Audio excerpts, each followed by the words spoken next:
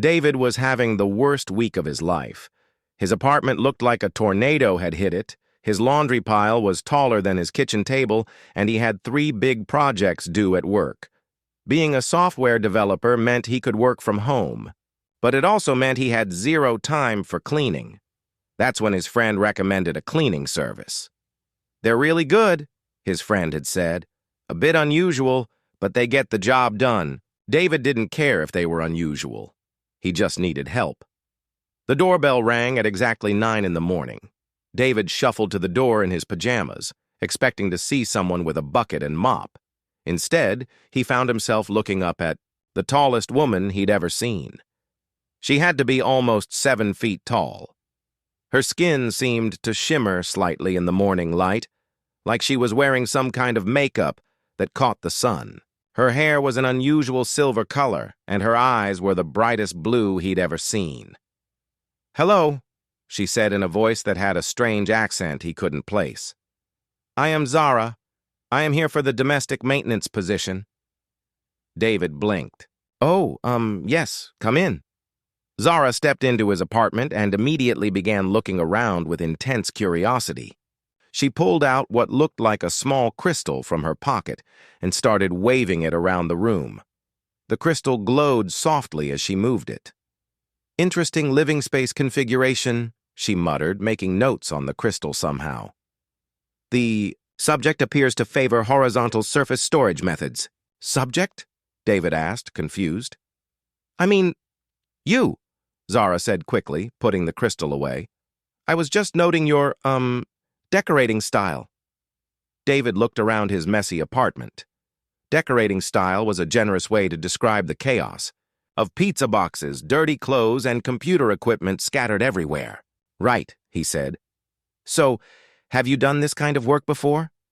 Zara nodded enthusiastically. "Oh, yes. I have studied domestic maintenance extensively, though I must admit this is my first practical application in this particular environment." Something about the way she said environment made David wonder if English wasn't her first language. Her accent was unlike anything he'd heard before. "Okay, well, the bathroom needs cleaning, the kitchen is a disaster, and the living room just needs general tidying up," David explained. "I'll be working in my bedroom most of the day, so just do whatever you need to do." Zara's eyes lit up. "Excellent. I would very much like to observe your work habits as well, for quality assurance purposes, of course." "Observe my work habits?" David raised an eyebrow. "I find it important to understand the daily patterns of clients," Zara explained. "It helps me provide better service." David shrugged. If she wanted to be thorough, that was fine with him. He just needed his place clean. He went to his bedroom to start working, but within minutes he could hear strange sounds coming from the living room. There was a humming noise like machinery, but also something that sounded almost musical. Curious, David peeked out of his room. Zara was standing in the middle of his living room, holding what looked like a metallic wand. She was waving it over his coffee table, and the empty pizza boxes were disappearing. Not being thrown away, actually disappearing. David rubbed his eyes. Maybe he needed more coffee. Zara?" he called out. She spun around quickly, hiding, the wand behind her back. "Yes? What are you doing exactly?" "Cleaning," she said simply. "Is there a problem with my methods?" David looked at his coffee table, which was now spotless and gleaming like it was brand new. "No, I guess not. Whatever works." As the morning went on, the sounds from the rest of the apartment became more and more unusual. There were beeping, noises, occasional flashes of light under his bedroom door, and at one point what sounded like static electricity crackling. But when David emerged for lunch, his apartment was transformed. Everything was clean, but not just clean. It was organized in ways he'd never thought of. His books were arranged in a pattern that somehow made perfect sense. His computer cables were not just untangled, but arranged in an almost artistic design. Even his plants looked healthier. "This is incredible," David said, looking around in amazement. Zara beamed with pride. I am pleased the results meet your satisfaction. How did you do all this so fast? Efficient methods, she said mysteriously. Now I must ask you some questions for my quality assessment. She pulled out the crystal device again, and it began glowing softly. What is your primary morning ritual? She asked seriously. My what? Your morning ritual, the first activities you perform upon awakening. David thought about it. I guess I check my phone, brush, my teeth, make coffee. Zara made notes on her crystal device, nodding as if this was fascinating information. And your work activity involves staring at the rectangular light device for extended periods? You mean my computer? Yeah, I'm a programmer. Fascinating, Zara murmured. And you consume the dark liquid substance multiple times during these work periods? Coffee? Yes, definitely. Zara continued asking questions about his daily routine, his food preferences, and his living habits. Her questions were oddly specific and scientific, like she was conducting some kind of research study. But David found himself enjoying the conversation. No one had ever been so interested in the details of his life before. Most people found his work boring and his lifestyle too quiet. Why are you so curious about all this? He finally asked. Zara paused, seeming to consider her. Answer carefully. I come from a place where domestic life is very different. I find your customs very interesting. Where are you from originally? Another pause. Very far away. A place called Kepler. Kepler? Like the space telescope? Zara's eyes widened slightly. You know of Kepler? Well, yeah, it's famous for finding planets outside our solar system. Right, Zara said slowly. It's named after my hometown. David found this explanation a bit odd, but he was too impressed with her cleaning skills to ask too many questions. Besides, everyone had their quirks. As the day continued, David noticed more unusual things about Zara. She seemed surprised by the most basic things, like how the microwave worked or why he kept food in the refrigerator. But she was also incredibly intelligent, asking thoughtful questions about everything from his work to his hobbies. When evening came, Zara announced she would return the next day to continue her work. Continue? David asked. But the place is already spotless. Domestic maintenance is an ongoing process, Zara explained seriously. I must ensure optimal living conditions are maintained. After she left, David sat in his impossibly clean apartment, trying to figure out what had just happened. His new housekeeper was definitely unusual, but she was also the most interesting person he'd met in months. He pulled out his phone to text his friend who had recommended the service, but then stopped. Maybe some questions were better left unasked. After all, his apartment had never looked better, and for the first time in weeks, he felt genuinely curious about what tomorrow would bring. As he settled in for the evening, David couldn't shake the feeling that his life had just become a lot more interesting. He just had no idea how much more interesting it was about to get. The next morning, David woke up to the sound of his smoke alarm going off. He jumped out of bed and ran to the kitchen, expecting to find his apartment on fire. Instead, he found Zara standing calmly next to his stove, which was producing a strange, purple smoke that smelled like flowers and electricity. Good morning, she said cheerfully, as if nothing unusual was happening.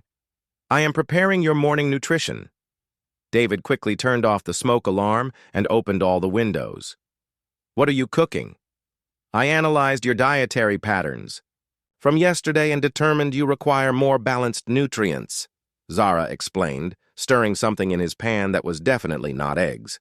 The mixture was bright green and seemed to be moving on its own. It's supposed to do that? David asked, pointing at the wiggling breakfast. Oh yes, this indicates optimal freshness, Zara said proudly. In my previous experience, food that moves is considered the highest quality. David decided he'd stick to cereal for breakfast. After the kitchen incident, things only got stranger. Zara had apparently spent the early morning reorganizing his entire apartment according to what she called emotional resonance patterns. His books were no longer arranged alphabetically, but seemed to be grouped by colors and some system he couldn't understand. "Why are all my cooking books next to my horror novels?" David asked. "They both deal with transformation processes," Zara explained matter-of-factly. "The energy signatures are very similar." David picked up one of his books and noticed it felt different somehow, like it was slightly warm to the touch. "Did you do something to these?" "I simply optimized their storage conditions for maximum information retention," Zara said. "They should now maintain their knowledge content much more efficiently." David wasn't sure what that meant, but he decided not to ask. The real problem started when Zara offered to do his laundry. David had a pile of clothes that had been sitting in his hamper for 2 weeks, so he gratefully accepted her help. He showed her where the washing machine was and explained how to use it. "Very primitive," Zara muttered, examining the machine carefully. "But I can work with this." An hour later, David heard a strange humming sound coming from the laundry room, followed by what sounded like wind chimes. When he went to check, he found Zara holding his favorite t-shirt, which was now completely transparent and felt like liquid silk. "What happened to my shirt?" David asked in horror. "I improved the molecular structure," Zara said, looking pleased with herself. "It should now be much more comfortable and resistant to wear." "But I can see through it."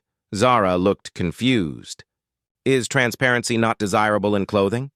"Not usually, no." "Interesting," she said, making notes on her crystal device. "Human modesty requirements are more complex than my research indicated." David's other clothes hadn't fared much better. His jeans were now a bright silver color and made a soft chiming sound when he moved them. His socks had somehow multiplied. There were now 12 pairs instead of the 6 he'd put in the hamper, and they all glowed faintly in the dark. "How am I supposed to wear any of this?" David asked. "Perhaps I misunderstood the purpose of clothing maintenance," Zara admitted. "Would you prefer I return them to their original state?" "Can you do that?" "Possibly," she said, though she didn't sound entirely confident. Despite the disasters, David found himself oddly fascinated by Zara's approach to everything. She tackled each household task like it was a complex scientific experiment. When she cleaned his bathroom, she spent 20 minutes analyzing the chemical composition of his soap before declaring it inefficient for optimal cleanliness and producing a small vial of something that made his bathtub sparkle like it was made of diamonds. "What is that stuff?" David asked, watching his bathtub gleam. "A basic cleaning compound from my previous workplace," Zara said vaguely. "Much more effective than your local products." David's curiosity was really starting to get the better of him. "Zara, where exactly did you work before this?" She paused in her cleaning. "It's difficult to explain. Very specialized work in a research facility." "What kind of research?" "Domestic efficiency optimization," she said quickly. "Very technical, very boring." But David didn't think it was boring at all. Everything about Zara was fascinating, even when she was turning his apartment into some kind of science experiment. The afternoon brought new challenges when Zara decided to optimize his home office. She spent an hour studying his computer setup, taking measurements with devices that definitely weren't standard tools. Then she began rearranging his desk, according to what she called productivity enhancement principles. "Your workstation lacks proper energy flow," she explained, moving his monitor to face a completely different direction. "This configuration should improve your creative output by at least 30%. "How can you possibly know that?" David asked. "Scientific analysis," she said confidently. "I've studied workspace efficiency extensively." David had to admit that his new desk arrangement did feel somehow better, even though he couldn't explain why. The whole room seemed more comfortable and inviting. As the day progressed, David realized that despite all the chaos and confusion, he was actually enjoying having Zara around. She approached everything with such genuine curiosity and enthusiasm that even her mistakes were entertaining rather than annoying. When she asked if she could observe him working, David found himself saying yes. She sat quietly in the corner of his room, occasionally making notes on her crystal device, but her presence was somehow comforting rather than distracting. "Your work involves creating instructions for the thinking machines," she observed after watching him code for an hour. "Thinking machines?" David laughed. "I guess that's one way to describe computers. It's fascinating how you can communicate with them using these symbol combinations," Zara said, watching his screen intently. "The logic patterns are quite elegant." No one had ever called his programming elegant before. David found himself explaining his current project to her, and to his surprise, she asked incredibly insightful questions about the code structure and logic flow. "You really understand this stuff," David said, impressed. "I have some experience with computational systems," Zara said modestly. As evening approached, David realized he didn't want Zara to leave. Despite the transparent shirt and the glowing socks and the breakfast that had tried to escape from his plate, he'd had more interesting conversations today than he'd had in months. "Same time tomorrow?" he asked hopefully. "If you're certain." "You want me to continue?" Zara said, looking uncertain for the first time all day. "I know my methods are somewhat unconventional."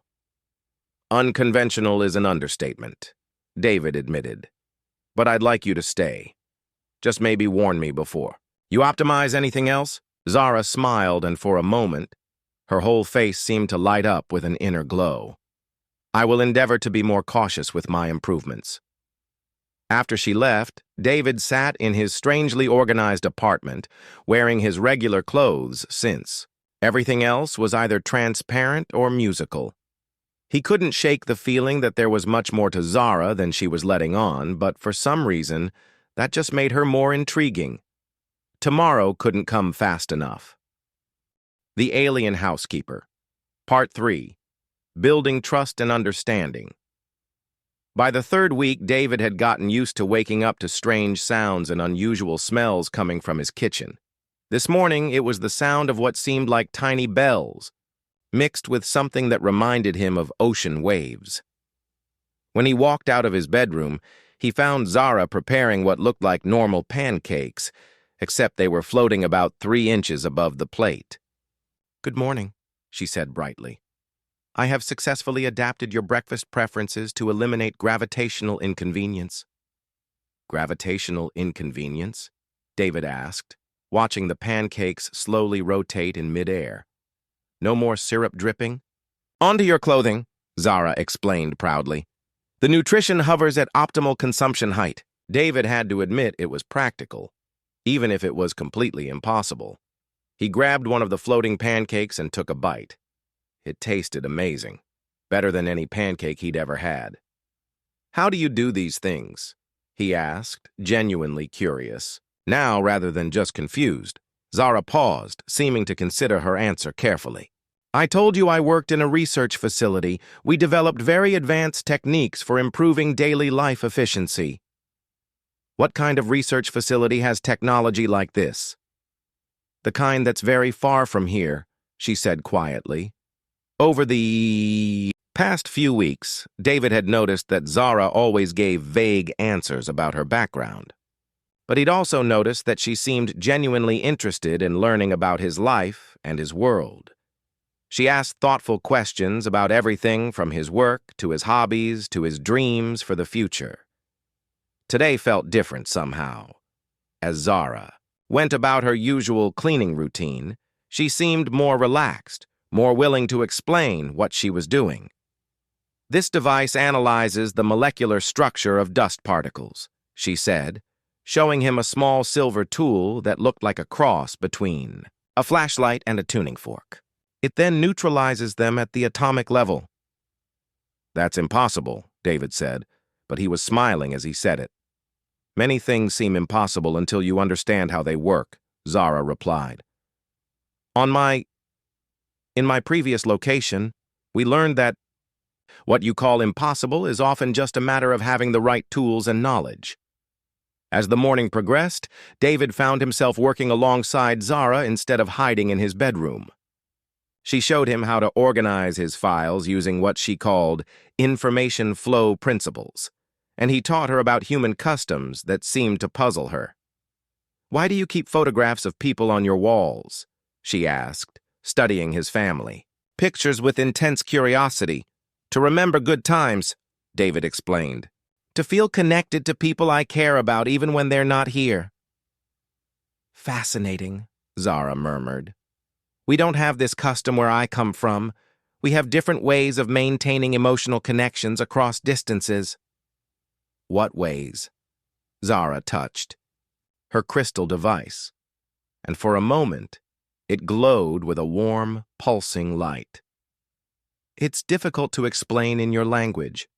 We share experiences directly, mind to mind." David stared at her. "Are you saying you can read minds?" "Not exactly reading," Zara said carefully. "More like sharing feelings and memories when both people want to connect." The conversation was interrupted by a knock at the door. David's heart sank when he recognized the pattern of knocks. It was his ex-girlfriend, Lisa. "Stay here," he told Zara quickly. "Don't let her see any of your equipment." But when David opened the door, Lisa pushed past him into the apartment before he could stop her.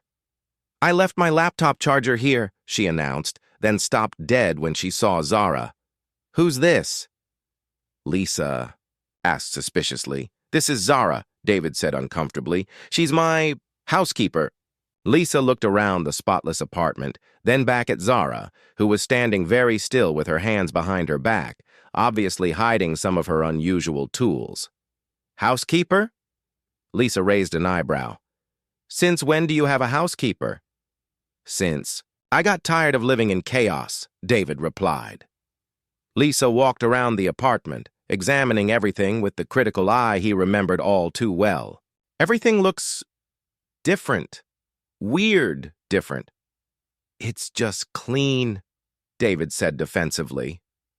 "No, it's more than that," Lisa said, picking up one of his books. "This feels warm.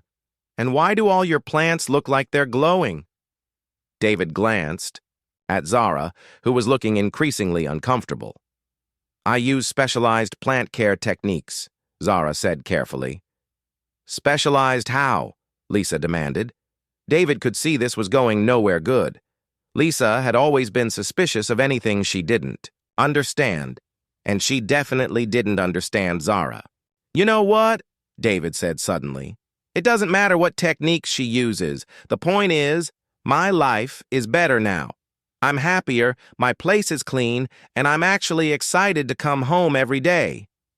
"Excited to come home to your housekeeper?" Lisa said with a knowing smirk. "Excited to come home to a place that feels like home," David corrected. "Something this apartment never felt like when you were here." The words surprised David as much as they seemed to surprise Lisa, but as soon as he said them, he realized they were true. These past few weeks with Zara had been the most content he'd felt in years. Lisa's expression softened slightly. "You really are happier, aren't you?" David nodded. "Yeah, I am." Lisa looked around the apartment one more time, then at Zara, who was still standing quietly in the corner. "Well," Lisa said finally, "I guess that's what matters then." She found her charger in the kitchen drawer and headed for the door. "Take care of yourself, David." After Lisa left, David slumped onto his couch. "I'm sorry about that. She can be intense." Zara sat down beside him, no longer hiding her crystal device. "She cares about you. She was protecting you from what she perceived as a threat." "Were you a threat?" David asked, only half joking. Zara was quiet for a long moment. I never intended to be, but I suppose my presence has changed your life in ways that might seem concerning to others.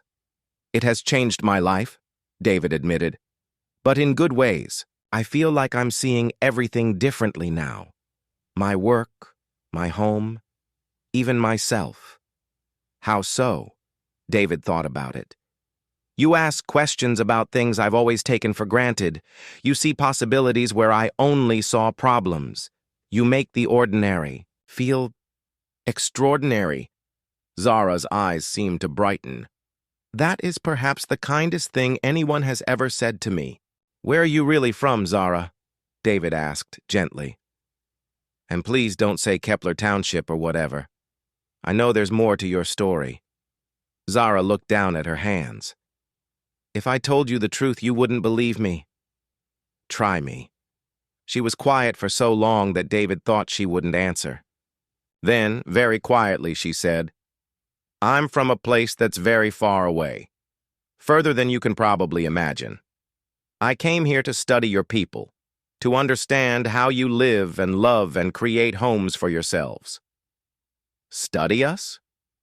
My people are considering making contact with yours, but first we need to understand if we're compatible, if we can live together peacefully. David felt his heart racing. Your people? Zara looked up at him, and for the first time, he noticed that her eyes seemed to have tiny stars in them, like she was looking at him from across the galaxy. I'm not from this world, David, she said simply. But in these weeks I've spent here, in your home, learning your customs, I've discovered something my research never prepared me for. What's that? I've discovered what you humans call home, and I don't want to leave. David stared at Zara for a long moment, trying to process what she'd just told him. Not from this world. It should have sounded crazy, but somehow it explained everything. The impossible cleaning methods, the strange questions, the way she looked, at everyday objects like she was seeing them for the first time. So you're really, he started. An alien, yes, Zara said quietly.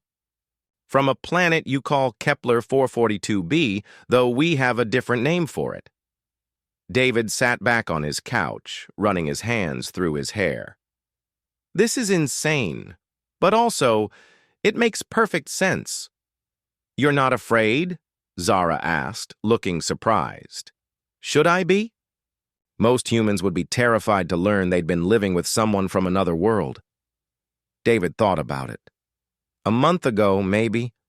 But you've been cleaning my apartment and making me floating pancakes. You're probably the least scary alien invasion in history. Despite her obvious nervousness, Zara smiled at that. I'm not an invasion. I'm more like a scout. My people wanted to understand human domestic life before making any decisions about contact. And what have you learned? That humans are far more complex and wonderful than our research suggested, Zara said softly. That you create these spaces called homes that are about more than just shelter. They're about comfort and safety and belonging. David felt a warmth spread through his chest. Is that why you don't want to leave? Before Zara could answer, there was a sharp knock at the door. Not the polite knock of a visitor, but the insistent pounding of someone who meant business. David Chen, open up. This is Mrs. Patterson from apartment 3B. David's heart sank. Mrs. Patterson was the building's unofficial security guard, a retired teacher who made it her business to know everything that happened in their building. Hide your stuff, David whispered to Zara, who quickly made her crystal. Devices disappear into her pockets. David opened the door to find Mrs. Patterson standing there with her arms crossed and a stern expression on her face.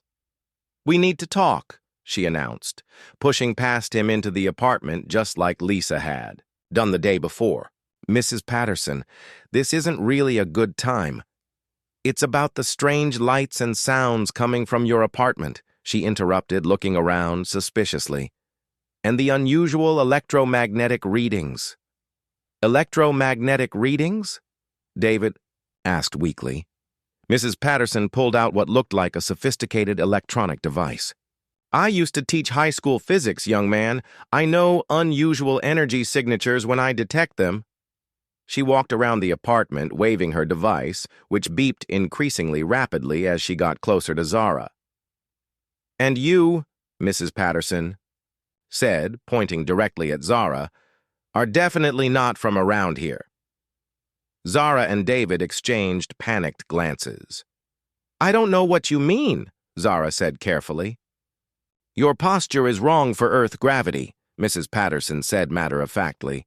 "Your skin has a mineral content that doesn't match any human population, and your electromagnetic signature is completely off the charts." David's mouth fell open. "How could you possibly know all that?"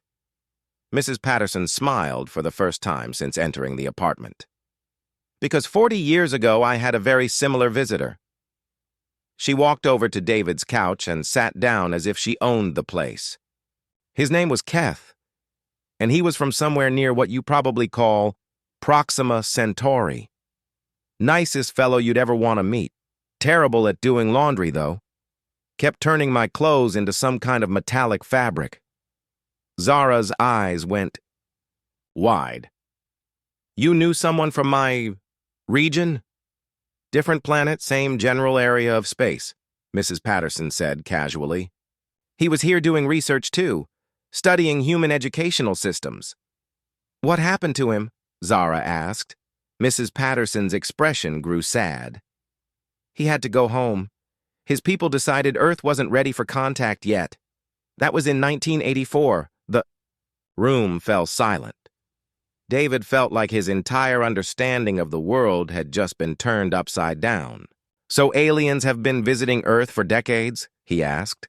"Oh, much longer than that," Mrs. Patterson said cheerfully. "We just don't talk about it much. Causes too much fuss." "We," David repeated.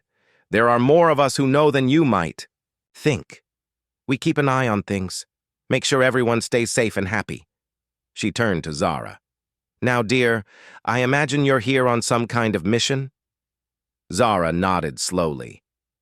"I was supposed to study human domestic life and report back to my people about whether our species could coexist peacefully. And what's your conclusion?" Zara looked at David, and he could see something like pain in her unusual eyes. "My conclusion is that humans are capable of incredible kindness and acceptance, but my mission is ending soon. I've been ordered to return home." "When?" David asked, feeling his heart sink. "Tomorrow night," Zara said quietly. "My transport arrives at midnight." David felt like the floor had dropped out from under him. "Tomorrow? But I thought—" "You thought what?" Zara asked gently. "I thought we had more time. I thought maybe you could stay, become a permanent part of this world, part of my world." Mrs. Patterson was watching this exchange with great interest. Keth faced the same choice, she said thoughtfully. Stay on a world that wasn't his own, or return to his people and his responsibilities. "What did he do?" Zara asked. "He chose duty over desire," Mrs. Patterson said sadly. "And I've regretted not fighting harder to convince him to stay every day since." She stood up and walked over to Zara. "But you have something Keth didn't have." "What's that?" "You have a human who's willing to fight for you," she said, glancing meaningfully at David. "And you have allies here who understand what you're facing." David felt a surge of determination. "What if we could prove to your people that humans are ready for contact? What if we could show them that we can work together?" "How?" Zara asked. "I don't know yet," David admitted. "But there has to be a way. You said your people want to know if our species can coexist peacefully. Well, look around. We've been coexisting just fine." Mrs. Patterson nodded approvingly. "The boy has a point. You've been living here for weeks without any problems. That's got to count for something." Zara looked between them, hope beginning to show in her expression. "My people do value practical evidence over theoretical concerns." "Then let's give them evidence," David said firmly, "whatever it takes." For the first time since she'd revealed her true identity, Zara smiled. You would really fight to keep me here? Zara, David said, taking her hands in his. You've made me happier than I've been in years. You've shown me what it means to truly feel at home. If I have to prove to an entire alien civilization that humans are worth knowing, then that's what I'll do. Mrs. Patterson clapped her hands together. Excellent. Now, let's figure out how to save an interplanetary relationship, shall we? The next day passed in a blur of planning and preparation. Mrs. Patterson turned out to be incredibly resourceful, producing documents and photographs that proved decades of peaceful alien contact on Earth. David spent hours helping Zara compile her research data, trying to build the strongest possible case for why her people should consider formal contact with humanity. Your domestic integration report is impressive, Mrs. Patterson said, reviewing Zara's notes. But we need something more dramatic. Something that shows real cooperation and mutual benefit. Like what? David asked. Like this, Mrs. Patterson said, pulling out her electromagnetic detector. Zara, your technology could solve some of humanity's biggest problems. David, your programming skills could help adapt alien systems for human use. Together, you represent exactly the kind of partnership both species could benefit from. As evening approached, David felt increasingly nervous. Everything depended on the next few hours. At 11:30, they climbed onto the apartment building's roof. Zara had her crystal device out and was making final adjustments to what she called her communication array. They'll be here soon, she said quietly. David looked up at the clear night sky, trying to imagine which star might be Zara's home. Are you sure about this plan? No, Zara admitted. But it's our best chance. Mrs. Patterson patted David's shoulder encouragingly. Don't worry, dear. If there's one thing I learned from Keth, it's that alien civilizations appreciate boldness and honesty. At exactly midnight, the stars seemed to shift. What David had thought was empty space suddenly filled with a soft, silvery light that grew, brighter and larger until it resolved into what could only be described as a ship. It was beautiful, like a crystal cathedral floating in the sky. Zara's communication device began glowing and producing the musical humming sound David had heard on his first day meeting her. She spoke into it in a language that sounded like wind chimes mixed with ocean waves. I'm telling them about my research, she translated for David and Mrs. Patterson, and about my request to extend my mission. The response came as a series of lights flashing from the ship in complex patterns. They want to speak with you directly, Zara told David, looking nervous. Me? How? Zara handed him the crystal device. Just speak normally. It will translate. David took the warm crystal in his hands and looked up at the ship. Hello. My name is David Chen. I'm the human that Zara has been living with and studying. More light patterns flashed from the ship. They're asking about your experience with me, Zara translated. David thought about everything that had happened over the past month. Zara has been the best thing that's happened to me in years. She's taught me to see my own world in new ways. She's shown me what it means to approach life with curiosity and wonder instead of just going through the motions. He paused, then continued. But more than that, she's shown me what it means to really connect with someone, even when they're completely different from you.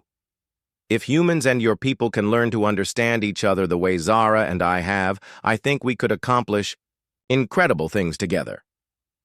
The ship was quiet for a long moment, then produced a series of much more complex light patterns. They want proof of successful cooperation, Zara translated. Mrs. Patterson stepped forward. May I? David handed her the crystal device. Greetings, she said confidently. I'm Mrs. Patterson, and I've been facilitating peaceful contact between your people and mine for 40 years. I can provide documentation of dozens of successful integration cases. She pulled out a thick folder of papers and photographs. Your scout Keth 7742 lived peacefully in my building from 1983 to 1984. Your researcher Yilan 3351 studied at our local university for 3 years in the 1990s. Your cultural observer Murix 8829 worked at our community center for 6 months just last year. The light patterns from the ship became rapid and excited. They didn't know about the other scouts, Zara said, looking amazed. Each team worked independently. Exactly, Mrs. Patterson said into the device. Which proves that human-alien cooperation isn't just possible, it's been happening successfully for decades. We're ready for formal contact. We've been ready for years. David took the crystal back. Zara has become part of my family. She's found a home here. If you let her stay, she can serve as an official ambassador, helping both our peoples learn to work together. The ship hovered silently for several minutes. David could feel his heart pounding as he waited for a response. Finally, new light patterns appeared, these ones slower and more deliberate. They're saying yes, Zara said, her voice filled with wonder. They're authorizing me to stay as Earth's first official liaison. David felt like he might collapse with relief. Really? More lights flashed.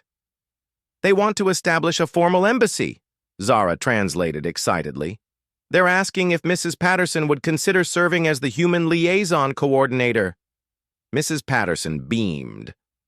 I thought they'd never ask. Tell them I accept with one condition. What condition? Zara asked. I want them to bring Keth back for a visit. I have 40 years' worth of things to tell him. The lights from the ship pulsed in what David was starting to recognize as alien laughter. They say Keth 7742 has requested Earth Assignment 17 times over the past 4 decades. Zara translated. They'll be happy to accommodate. As the ship began to fade back into the darkness, David realized his life was about to change in ways he'd never imagined. Not only was Zara staying, but he was about to become part of the first official human-alien diplomatic relationship in history. So, what happens now? He asked as they climbed back down to his apartment. Now we get to work, Zara said happily. Building bridges between worlds, helping our peoples understand each other, creating a future neither of us could have imagined alone. David looked around his apartment, which had transformed from a messy bachelor pad into something that truly felt like home. And you'll still be my housekeeper? Zara laughed, the sound like music. I'll be whatever you need me to be, partner, friend, ambassador, housekeeper, though I promise to ask before I optimize anything else. Even my floating pancakes? Especially those. I've noticed you've grown quite fond of them. Mrs. Patterson gathered up her papers and headed for the door. Well, children, I have calls to make and arrangements to organize. The first interplanetary embassy won't establish itself. After she left, David and Zara sat together on his couch, looking out the window at the stars. Are you sure about this? David asked. Staying here? Being so far from your home? Zara took his hand in hers. I told you before. I've learned what home really means. It's not a place.